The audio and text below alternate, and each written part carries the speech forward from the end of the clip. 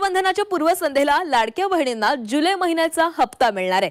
महिला आणि बालविकास मंत्री आदिती तटकरे यांनी हे ट्विट करत माहिती दिलेली आहे। रक्षाबंधनाच्या पूर्वसंध्येला सर्व पात्र लाडक्या बहिणींच्या बँक खात्यामध्ये सन्मान निधीचे 1,500 रुपये जमा होणार आहे।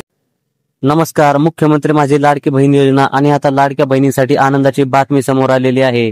आता आजपासून लाडक्या बहिणींच्या खात्यावर जुलै महिन्याच्या हप्त्याचे 1,500 रुपये खात्यात जमा व्हायला सुरुवात झालेली आहे।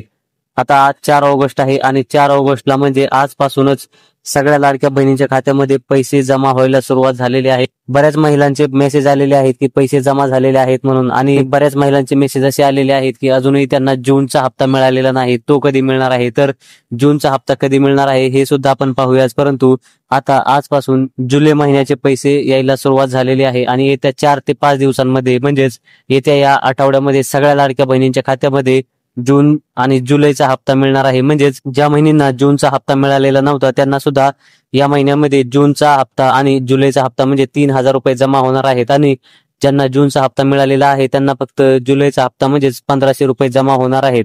आणि आता दुसरी आनंदाची बातमी म्हणजे आता महिलांच्या खात्यावर गॅसच्या हप्त्याचे देखील वाटप सुरू झालेलं आहे। म्हणजेच 830 रुपये त्यांच्या खात्यावर आता जमा व्हायला सुरुवात झालेली आहे।